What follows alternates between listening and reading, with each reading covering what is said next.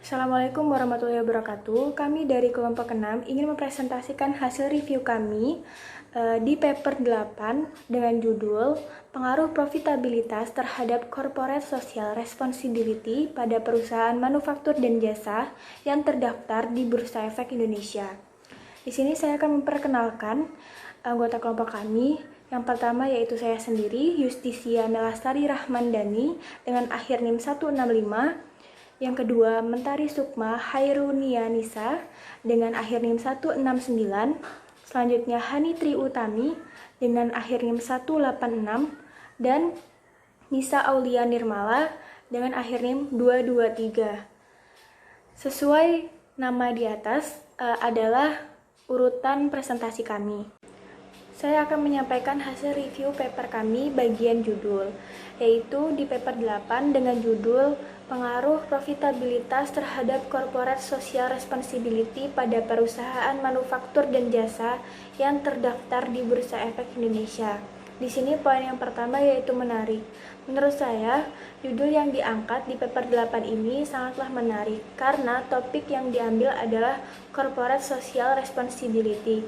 Di sini adanya pertanggungjawaban lingkungan yang dilakukan oleh perusahaan manufaktur ataupun jasa yang sedang hangat-hangatnya di masyarakat. Selain itu poin yang nomor 2 yaitu memiliki nilai jual. Menurut saya paper ini sangatlah memiliki nilai jual karena masih hangat-hangatnya yang dibahas di masyarakat. Selain itu yang ketiga yaitu ringkas. Menurut saya judul dari paper ini sangatlah ringkas. Selain itu ada poin keempat yaitu menampilkan masalah.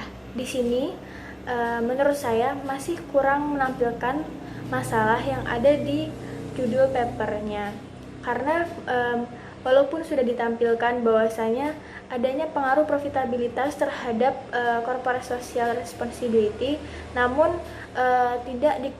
tidak disampaikan bahwa apa saja yang ada di masalah yang ada di Indonesia.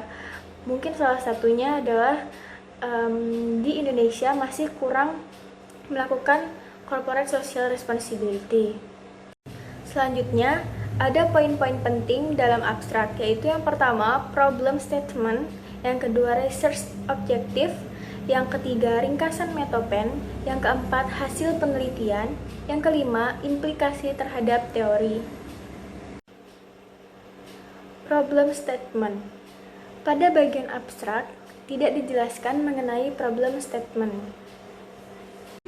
Pada bagian abstrak, dijelaskan pula research objective atau tujuan penelitian, yaitu untuk mengetahui pengaruh profitabilitas terhadap corporate social responsibility pada perusahaan manufaktur dan jasa yang terdaftar di Bursa Efek Indonesia. Selanjutnya, pada abstrak dijelaskan pula adanya ringkasan metopen, yaitu populasinya pada penelitian ini adalah perusahaan manufaktur dan jasa yang terdaftar di Bursa Efek Indonesia, dan metode pengambilan sampelnya menggunakan purposive sampling. Sumber datanya pada penelitian itu yaitu data sekunder yang dikumpulkan dengan teknis dokumentasi yang diperoleh dari situs resmi Bursa Efek Indonesia atau website www.idx.co.id. Analisis data pada penelitian ini menggunakan analisis regresi data panel dengan model random effect. Dalam abstrak pula terdapat hasil dari penelitian ini secara ringkas, yaitu bahwa tata kelola perusahaan mempengaruhi keputusan perusahaan melakukan aktivitas yang bersifat sukarela, yaitu pertanggungjawaban lingkungan. Penelitian ini menunjukkan bahwa pasar Malaysia dan Indonesia tidak merespon informasi pertanggungjawaban lingkungan. Hal ini menunjukkan bahwa kesadaran publik dan perusahaan Malaysia dan Indonesia akan pentingnya pertanggungjawaban lingkungan masih rendah. Yang terakhir, adanya poin implikasi terhadap teori. Di dalam abstrak tidak dijelaskan mengenai implikasi terhadap teori. Selanjutnya, menurut saya secara keseluruhan abstrak yang ada di paper 8 ini tidak menjelaskan dengan sepenuhnya poin-poin penting yang ada di bagian abstrak. Selanjutnya di sini saya akan menjelaskan mengenai poin-poin penting yang terdapat pada latar belakang atau pendahuluan. Yang pertama ada penjelasan masalah atau problem statement. Yang kedua adalah fenomena. Yang ketiga research gap. Yang keempat kontribusi riset. Dan yang kelima rumusan masalah. Penjelasan selanjutnya itu mengenai problem statement atau penjelasan masalah. Dalam paper ini penjelasan masalah cukup dijelaskan atau telah dipaparkan dengan jelas, yaitu terletak pada paragraf kedua kalimat pertama, yaitu perusahaan dalam melakukan operasi bisnisnya banyak yang menimbulkan pencemaran lingkungan serta menyebabkan penyakit. Maka dari itu perusahaan harus melakukan pengelolaan atas dampak negatif yang telah ditimbulkan dari operasi bisnisnya. Poin penting yang kedua selanjutnya yaitu fenomena. Dalam paper ini fenomena telah dijelaskan secara detail, yaitu terdapat pada paragraf 2 sampai paragraf 3, yaitu besarnya dana untuk program CSR ini dari keuntungan belum ada ketentuan yang mengaturnya, hanya berupa rancangan undang-undang saja. Dalam rancangan undang-undang tentang tanggung jawab sosial, menurut Wakil Ketua Komisi 8 DPR yaitu Abdul Malik Haramain mengatakan bahwa dana CSR yang harusnya dilakukan oleh perusahaan itu sebesar 2%, 2,5% sampai 3%. Namun pada saat ini program CSR yang dilaksanakan pada perusahaan manufaktur dan jasa itu rata-rata kurang dari 1%, karena kurangnya kesadaran perusahaan pada lingkungan dan masyarakat sekitarnya. Poin penting yang ketiga yaitu research gap. Pada paper ini research gap telah dijelaskan secara detail, yaitu menurut penelitian yang telah dilakukan oleh Rindawati dan Ashik pada tahun 2016, Purba dan Yatna pada tahun 2015, serta Setiono dan Subaju pada tahun 2014 dan Budiman pada tahun 2013 menunjukkan bahwa profitabilitas berpengaruh positif terhadap pengungkapan corporate social responsibility. Sedangkan hasil penelitian yang telah dilakukan oleh Kamil 2012, Mutia Zuraida dan Andrian di tahun 2011, Dewi dan Soryana tahun 2013 mengungkapkan bahwa profitabilitas tidak berpengaruh terhadap pengungkapan corporate social responsibility. Kemudian menurut Marianis dan Eriawati pada tahun 2014 mengungkapkan bahwa profitabilitas berpengaruh negatif signifikan terhadap pengungkapan CSR. Dari beberapa penelitian terdahulu dinyatakan bahwa CSR diukur dari pengungkapan CSR itu sendiri. Poin penting selanjutnya pada latar belakang yaitu kontribusi riset. Dalam paper ini, peneliti tidak menjelaskan secara detail bagaimana kontribusi risetnya. Namun peneliti hanya menjelaskan corporate social responsibility ini diukur menggunakan besaran uangnya, yaitu dilihat dari biaya CSR yang dikeluarkan oleh perusahaan, yaitu terdapat pada paragraf ke-7 kalimat kelima. Poin penting selanjutnya pada pendahuluan atau latar belakang ini yaitu rumusan masalah. Rumusan masalah merupakan penjabaran dari identifikasi masalah.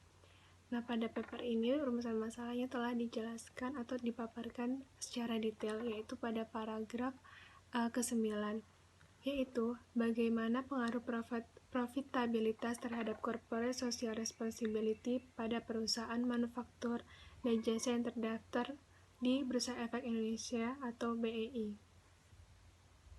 Baik, yang selanjutnya akan dibahas yaitu terkait dengan tinjauan pustaka dan pengembangan pustaka. Terdapat poin-poin yang perlu diperhatikan pada tinjauan pustaka.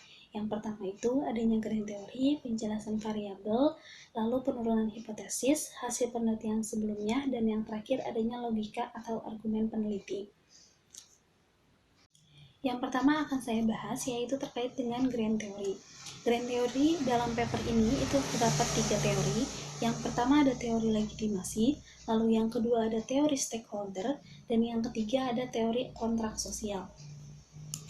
Yang pertama terkait dengan teori legitimasi. Nah, teori legitimasi ini merupakan sistem pengelolaan perusahaan yang berorientasi pada keberpihakan terhadap masyarakat, pemerintah, individu, dan kelompok masyarakat.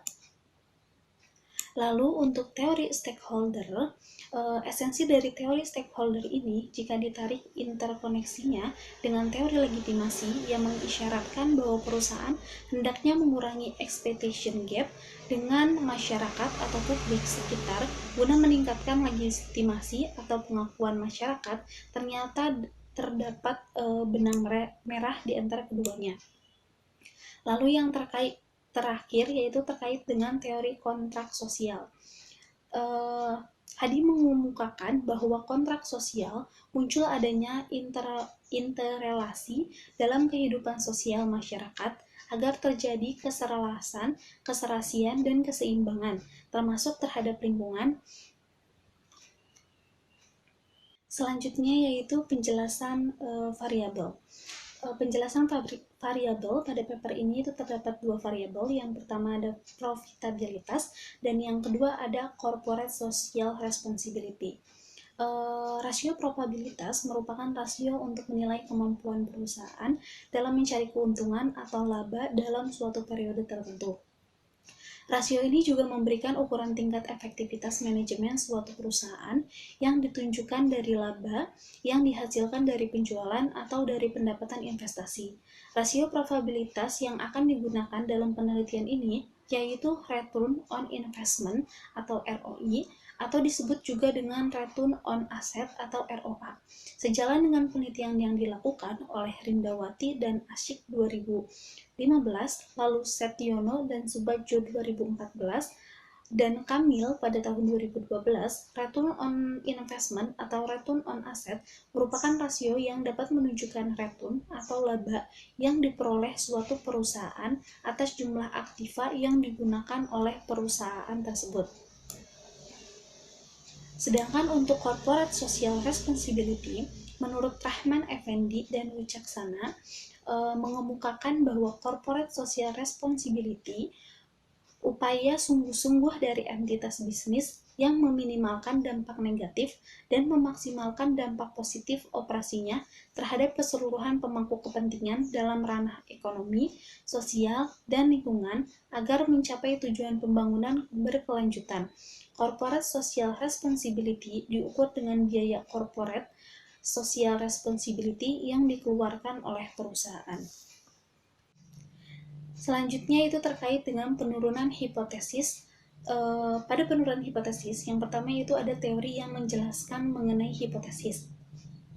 Menurut Hadi 2011, halaman 35, perusahaan adalah pihak yang memperoleh keuntungan besar dalam pemanfaatan sumber daya tersebut, sementara masyarakat yang justru menanggung akibat negatif atau negatif externalities, baik yang bersifat langsung maupun tidak langsung. Untuk itu, perusahaan harus bertanggung jawab atas berbagai dampak negatif yang dimunculkan.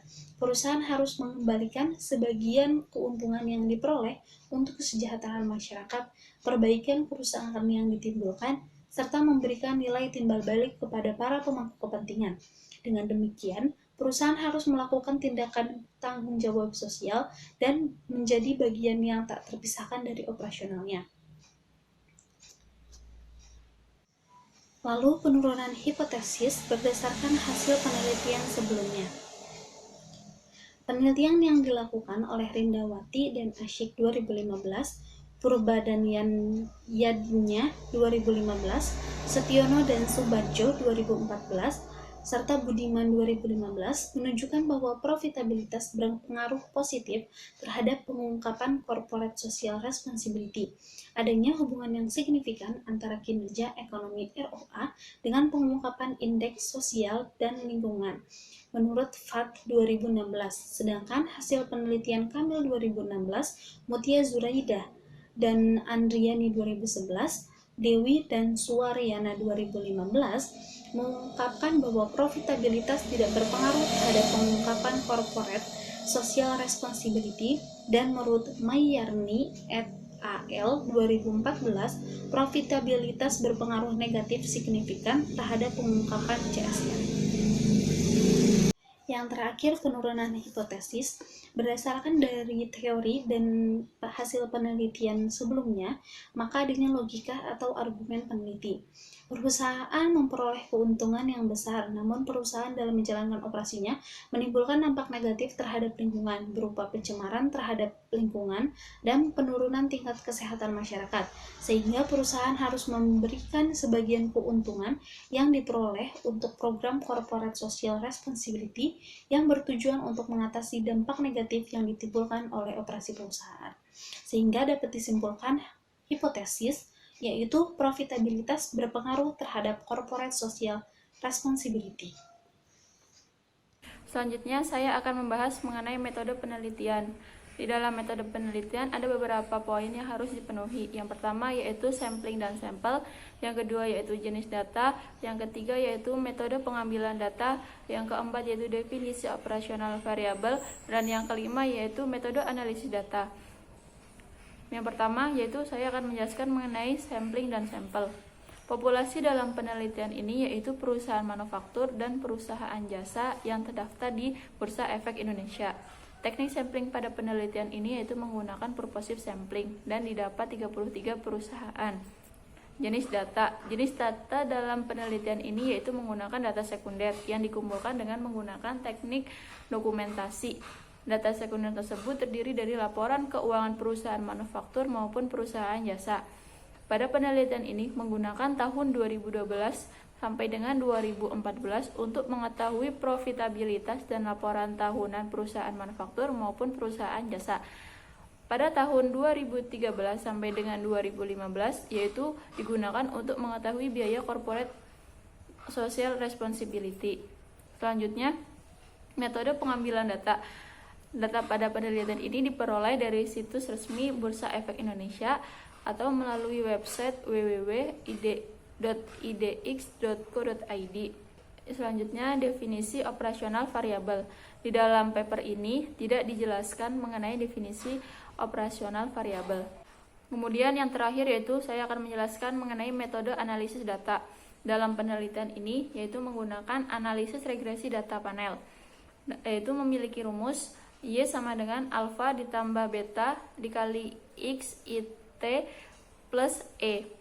Keterangannya yaitu Y merupakan variabel dependent atau LDR-nya, alfa merupakan konstanta, X merupakan variabel independen, betanya merupakan koefisien regresi variabel independen, E-nya merupakan error term, dan T-nya merupakan waktu, serta I-nya merupakan perusahaan. Menurut Basuki dan Prawoto 2016 halaman 276 sampai 277 mengatakan bahwa dalam metode estimasi model regresi dengan menggunakan data panel dapat dilakukan melalui 3 pendekatan, diantaranya yaitu Common Effect Models, Fixed Effects Model, dan Random Effects Model. Sekian presentasi dari kelompok kami. Apabila ada tutur kata dan yang kurang berkenan, kami mohon maaf. Billahi taufiq wal hidayah. Wassalamualaikum warahmatullahi wabarakatuh.